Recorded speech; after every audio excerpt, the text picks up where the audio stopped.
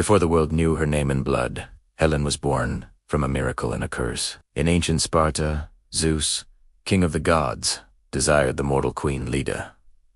He transformed himself into a swan, and from their union, an egg appeared. From that egg hatched Helen half divine, more beautiful than any woman before or since. Her beauty was a magnet for trouble. Even as a child, the legendary hero Theseus tried to steal her away. When she came of age, every prince and king in Greece wanted her hand. Her stepfather, King Tyndareus, feared a war would erupt among the suitors. It was the clever Odysseus who proposed a solution.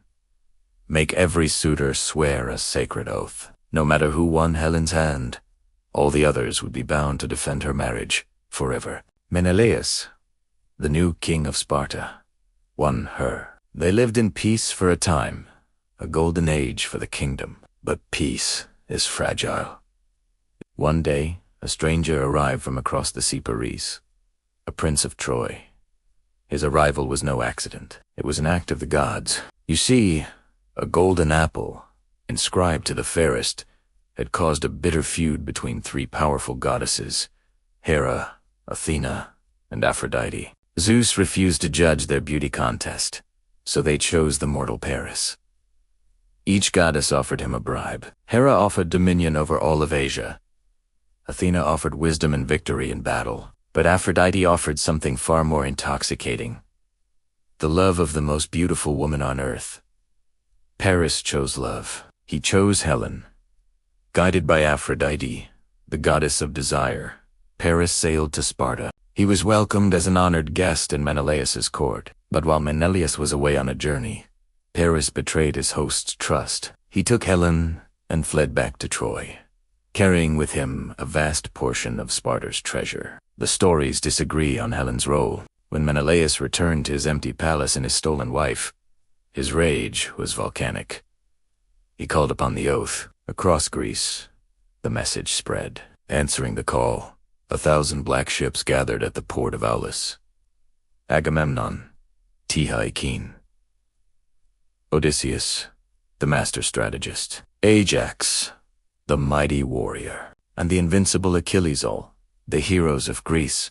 Bound by their sacred promise, they set sail not just to reclaim a queen, but to defend their honor. They were ready to bring Helen home, or burn Troy to the ground, trying. For 10 long, brutal years, the Trojan War raged. From the high walls of Troy, Helen watched as thousands of men died for her face. She saw the dust of chariot wheels and heard the clash of bronze. She witnessed noble Hector, Troy's greatest champion, fall to Achilles' merciless spear. She watched her new family good King Priam and gentle Queen Hecuba suffer endlessly because of her arrival. In the long, quiet hours, her heart was a battlefield of its own. Some days she despised Paris.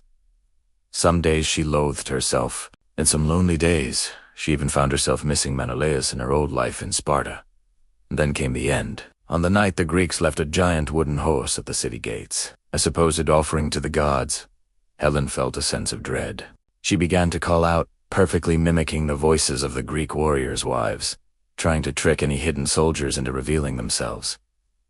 Deep inside the horse, Odysseus had to physically clamp his hand over one man's mouth to keep him from answering her siren call. The horse remained silent. That night, Troy fell.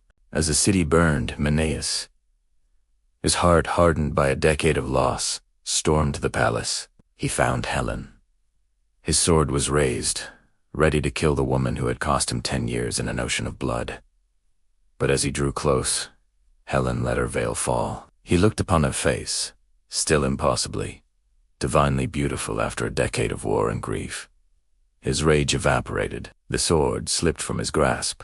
He forgave her on the spot. As Troy smoldered behind them, they sailed for home, together once more. The poets and historians still argue to this day. Was Helen a helpless victim of fate and meddling gods, or was she a willing adulteress, the true cause of all that suffering and death? The truth is lost to time.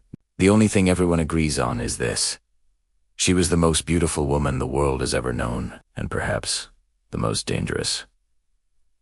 Thanks for watching. If you enjoyed this story from the Age of Heroes, Don't forget to like, subscribe, and hit the notification bell for more tales from history and mythology.